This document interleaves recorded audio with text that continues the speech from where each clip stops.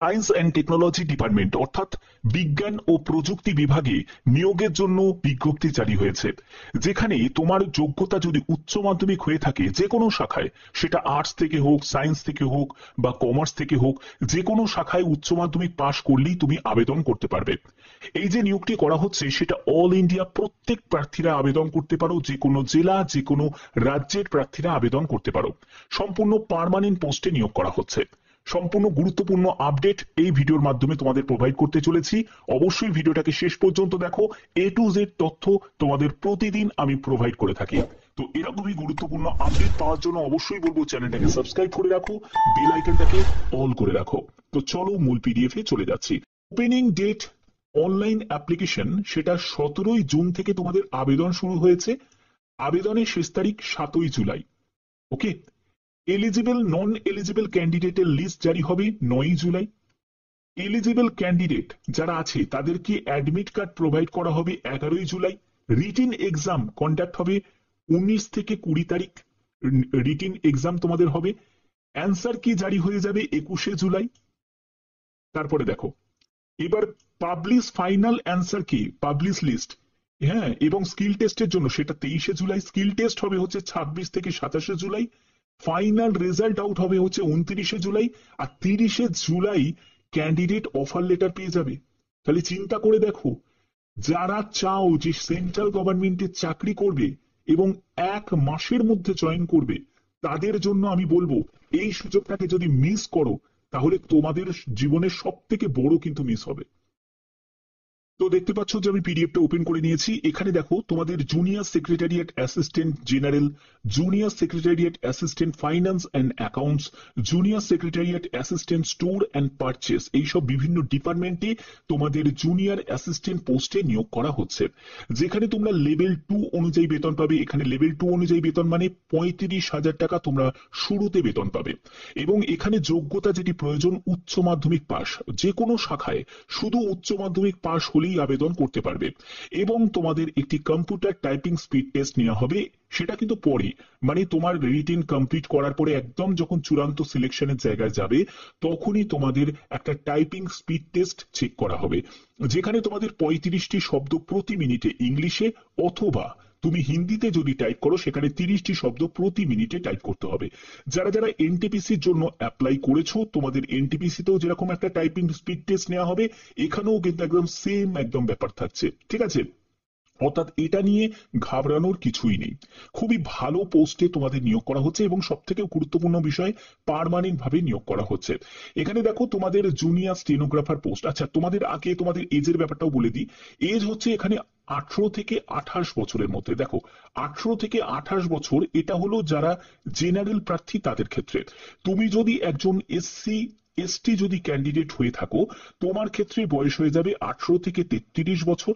ওকে, আর তুমি যদি একজন ওবিসি ক্যান্ডিডেট হয়ে থাকো, তোমার ক্ষেত্রে বয়স হয়ে যাবে 18 থেকে 31 বছর। এই হচ্ছে তোমাদের এজ লিমিট। ক্লিয়ার? এখানে যারা পিডব্লিউবিডি ক্যাটাগরি থেকে এই ভিডিওটা দেখছো তারাও কিন্তু আবেদন করতে পারবে। এবং লেভেল 4 অনুযায়ী দেখো জুনিয়র স্টেনোগ্রাফারের জন্য তোমরা বেতন পাবে। জুনিয়র স্টেনোগ্রাফারের বেতনটা অনেক বেশি হয়, যেখানে তোমাদের উচ্চ মাধ্যমিক পাস যোগ্যতাই প্রয়োজন এবং স্টেনোগ্রাফির ব্যাপারে তোমাদের নলেজ থাকতে হবে। এখানে তোমাদের বয়স 18 থেকে 27 বছর। ওবিসি যারা ক্যান্ডিডেট তাদের ক্ষেত্রে হচ্ছে 18 থেকে 30 বছর। এসসি এসটি যারা ক্যান্ডিডেট তাদের ক্ষেত্রে হচ্ছে 18 থেকে 32 বছর। ক্লিয়ার? আচ্ছা, এবার দেখো, যারা পিডব্লিউবিডি ক্যাটাগরি থেকে, তোমরা অবশ্যই এই যে ক্যাটাগরি থেকে যদি বিলং করো তাহলে অবশ্যই তোমরা আবেদন করতে পারবে। এখানে আর কি বলা হচ্ছে, অ্যাপ্লিকেশন ফিস। দেখো, এখানে unreserved category, OBC, EWS category থেকে যারা আছো তারা 500 টাকা আবেদন মূল্য তাদের দিতে হবে। যারা মহিলা প্রার্থী আছো, এসসি আছো, এসটি, পিডব্লিউবিডি এক্স সার্ভিসম্যান আছো, তাদের কোনো আবেদন মূল্য লাগছে না। এটা সম্পূর্ণ একটি সেন্ট্রাল গভর্নমেন্টের চাকরি এবং সায়েন্স অ্যান্ড টেকনোলজি ডিপার্টমেন্টে তোমাদের এই নিয়োগটি করা হচ্ছে। একদম দারুণ একটা সুযোগ তোমাদের জন্য। ওকে, এখানে এজ রিল্যাক্সেশন অবশ্যই পাবে, যেরকম তোমাদের বলেই দিলাম, এবং আবেদনের শেষ তারিখ হচ্ছে, অনলাইনে আবেদন করতে হবে, আবেদনের শেষ তারিখ হচ্ছে 7ই জুলাই 2025। খুব তাড়াতাড়ি আবেদন করতে হবে। মিনিমাম এজ কিন্তু 18 বছর হতেই হবে। অনেক ক্যান্ডিডেট আছে যাদের বয়স 17 বছর, 17 বছর 9 মাস 10 মাস, তারা আবেদন করতে পারবে না। এই জায়গাটা আমি ক্লিয়ার করে দিচ্ছি। এবং দেখো, তোমাদের ওবিসি ক্যান্ডিডেটদের 3 বছর রিল্যাক্সেশন, পিডব্লিউডি ক্যাটাগরিতে 10 বছর রিল্যাক্সেশন। এছাড়া যারা যারা এমনি ডিভোর্সি ওম্যান আছো, ঠিক আছে, তো তাদের ক্ষেত্রেও কিন্তু এজ রিল্যাক্সেশন আছে। অবশ্যই সেটা একবার তোমরা চেক আউট করে নেবে। এবং আর কি কি বলা হচ্ছে দেখো, এখানে সম্পূর্ণ ডিটেলসটা তোমাদের দেওয়া আছে, কোন কোন পোস্ট এবং তার জন্য কিভাবে তোমাদের সিলেকশন করা হবে।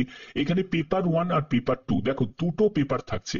যখন তুমি এই যে এক্সাম দেবে, এক্সামের ক্ষেত্রে দুটো পেপার থাকছে, একটা পেপার 1 আর একটা পেপার 2। পেপার 1-এ হচ্ছে মেন্টাল অ্যাবিলিটি টেস্ট থাকবে, এবং পেপার 2-তে থাকবে জেনারেল অ্যাওয়ারনেস এবং ইংলিশ ল্যাঙ্গুয়েজের উপর।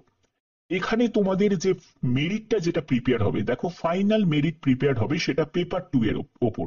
ঠিক আছে, পেপার 2-তে তুমি যত ভালো স্কোর করতে পারবে তার ভিত্তিতেই তোমাদের ফাইনাল মেরিট তৈরি হবে এবং তোমার সিলেকশনের হাই চান্স তৈরি হবে। ওকে, আচ্ছা, এবার দেখে নাও যে তোমাদের এখানে সিলেবাসটা কি থাকছে।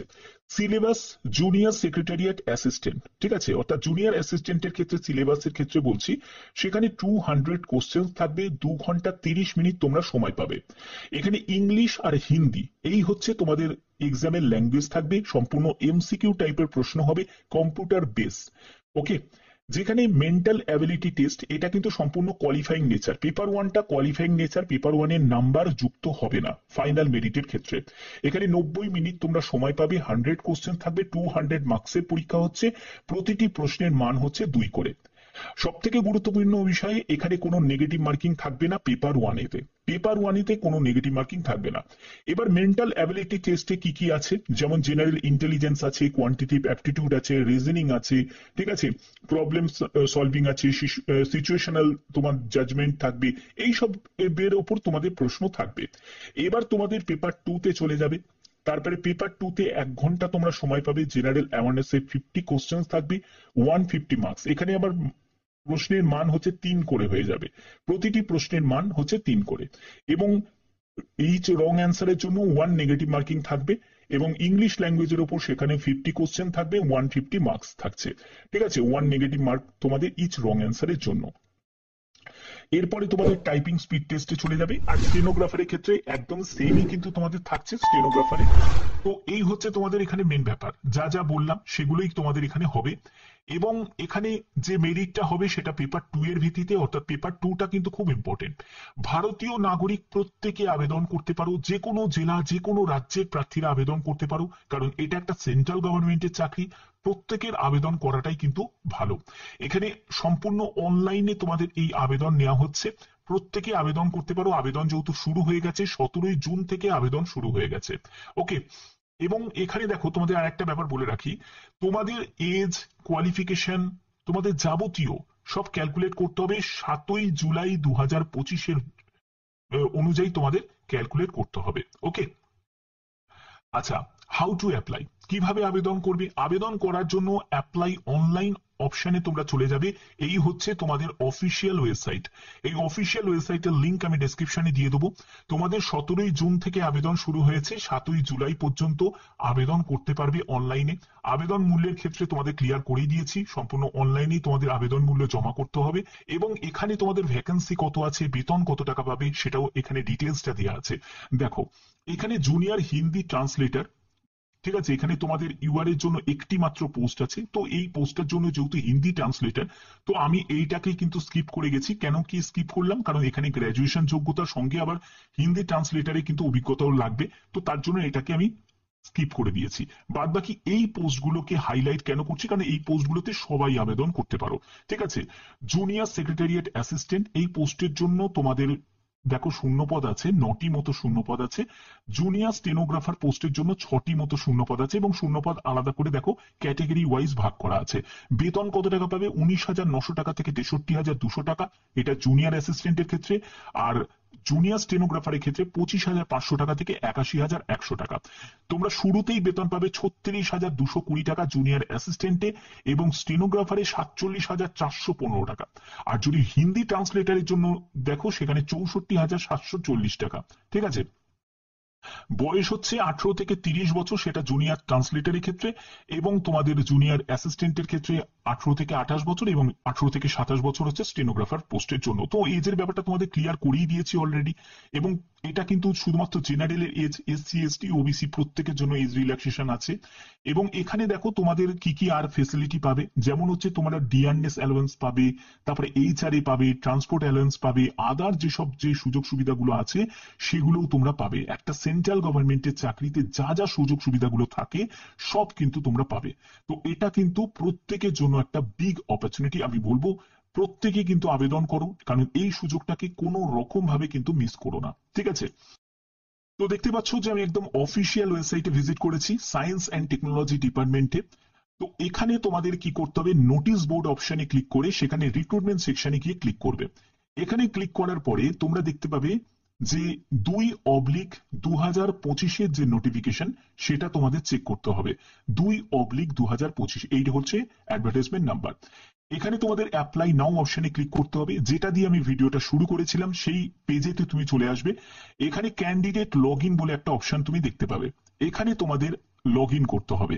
কিন্তু যারা যারা ফ্রেশ অ্যাপ্লিকেশন করছো তারা যে পোস্টে আবেদন করবে সেই পোস্ট তুমি সিলেক্ট করবে। যেমন আমি junior secretariat assistant, click here এই অপশনে ক্লিক করছি। এখানে প্রথমে প্রেফারেন্স 1 দেখতে পাচ্ছ, প্রথমে তোমাদের প্রেফারেন্স সিলেক্ট করতে হবে, প্রেফারেন্স 1 না 2। তো এখানে জুনিয়র অ্যাসিস্ট্যান্ট সেটা কিন্তু প্রেফারেন্স 2 এর মধ্যে পড়ছে, তো আমি সেটা সিলেক্ট করে দিলাম।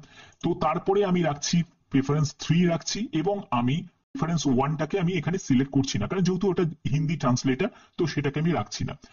এরপরে তোমার নাম, তারপরে তোমার বাবার নাম, তোমার মায়ের নাম, তোমার কোন ক্যাটাগরি থেকে তুমি নথিভুক্ত আছো সেই ক্যাটাগরি, তোমার এজ রিল্যাক্সেশন তুমি নিচ্ছ নাকি সেটার জন্য এখানে যদি নাও তাহলে সেটা সিলেক্ট করবে, না হলে তুমি নট অ্যাপ্লিকেবল এটা তুমি ক্লিক করে দেবে। এরপরে তোমাকে জেন্ডার সিলেক্ট করতে হবে। তো সিলেক্ট ক্যাটাগরি ফি এক্সামশন যদি নাও তাহলে সেক্ষেত্রে তোমাকে সেই ক্যাটাগরি তোমাকে সিলেক্ট করতে হবে, এই জায়গাটা নট অ্যাপ্লিকেবল দিয়ে দিচ্ছি। এরপরে হচ্ছে ডেট অফ বার্থ। ঠিক আছে, ডেট অফ বার্থ হচ্ছে যারা মাধ্যমিক পাশ করেছো তো মাধ্যমিকের যে সার্টিফিকেটের যা ডেট অফ বার্থ মেনশন করা আছে সেটাই তোমাদের এখানে বসাতে হবে। 7 জুলাই 2025 হিসাবে তোমার বয়স কত হচ্ছে সেটা এখানে চলে আসবে। ন্যাশনালিটি অবশ্যই তোমাকে ইন্ডিয়ান দিতে হবে। ভ্যালিড একটি mail ID mobile number enter করতে হবে, তোমার অ্যাড্রেসের সম্পূর্ণ ডিটেলস দিতে হবে, সিটি দিতে হবে, পিনকোড নাম্বার দিতে হবে, স্টেট সিলেক্ট করতে হবে, তুমি কোন স্টেট থেকে বিলং করছো, যে কোনো স্টেটের ক্যান্ডিডেট আবেদন করতে পারে। তারপরে এই চেকবক্সে ক্লিক করবে যদি সেম অ্যাড্রেস হয়ে থাকে। এরপরে চলে যাবে মাধ্যমিক থেকে শুরু হবে, উচ্চ মাধ্যমিক থেকে কোন ইয়ারে পাস করেছো, কোন বোর্ড থেকে কি কি সাবজেক্ট ছিল, তোমার কত পার্সেন্টেজ মার্কস ছিল সেটা তোমাকে এখানে বসাতে হবে। কম্পিউটার নলেজের ক্ষেত্রে তোমাকে ইয়েস আর নো করতে হবে। তোমার যদি কম্পিউটার নলেজ থাকে তাহলে ইয়েস করবে, না হলে তুমি নোতেও করে ক্লিক করে দিতে পারো। এরপরে হচ্ছে medium examination including proficiency test, তুমি কোন ল্যাঙ্গুয়েজে দেবে, সেটা হিন্দিতে দেবে না ইংলিশে তুমি টাইপিং স্পিড টেস্টটা দেবে, তো সেটা তোমাকে এখানে ল্যাঙ্গুয়েজ সিলেক্ট করে দিতে হবে। এরপরে এটা তোমাদের করার কিছু নেই, এটা যারা এমপ্লয়ি আছে তাদের জন্য। ঠিক আছে, এগুলো থেকে স্কিপ করে যাবে। এগুলো থেকে স্কিপ করার পরে এগুলোতে কিচ্ছু করার দরকার নেই, এগুলোতে কিচ্ছু করার দরকার নেই। এরপরে তোমাদের একটা জায়গা আসবে যেখানে তোমাদের ডেট অফ বার্থ, কোয়ালিফিকেশন, তোমার যাবতীয় যা যা আছে সেটা পিডিএফ ফাইলে কিন্তু তোমাকে আপলোড করতে হবে। কারেন্ট ফটোগ্রাফ সেটা জেপিজি ফরম্যাটে আপলোড করতে হবে, সিগনেচার আপলোড করতে হবে, এবং তোমাকে ডেট অফ বার্থের সার্টিফিকেট সেটা তোমাকে আপলোড করতে হবে। এগুলো করার পরে তারপরে তুমি যে আবেদন মূল্য জমা দিলে দেখতেই পাচ্ছ অনলাইন অ্যাপ্লিকেশন ফি পেমেন্ট, এই অপশনে তোমাদের ক্লিক করতে হবে, click here payment through SBI collect. এই অপশনে যখনই ক্লিক করবে তোমার এসবিআই পেমেন্টের জন্য একটা চালান মতো চলে আসবে অনলাইনে। তো সেইখানে কিন্তু তোমাদের এইটাকে পুরো ফিল আপ করতে হবে, করে তোমাদের আবেদন মূল্য জমা করতে হবে। আবেদন মূল্য জমা করার পরে তার যে রেফারেন্স নাম্বারটা পাবে, পেমেন্ট রেফারেন্স নাম্বার, সেটা কিন্তু এখানে এন্টার করবে। করার পরে এই চেকবক্সে ক্লিক করবে এবং এখানে সেভ অ্যান্ড নেক্সট করে দেবে। ঠিক আছে, আশা করি বুঝতে পেরেছো। তো তোমাদের এটা কিন্তু অনেক বড় সুযোগ। শুধু একটা কথা মাথায় রাখবে, পোস্টিং তোমাদের যেটা হবে সেটা চণ্ডীগড়ে কিন্তু পোস্টিং হবে। কিন্তু 1 মাসের মধ্যে যদি কোনো সেন্ট্রাল গভর্নমেন্টের চাকরিতে যদি জয়েন করতে চাও, আমি বলবো এটা কিন্তু অনেকের জন্য একটা বড় সুযোগ।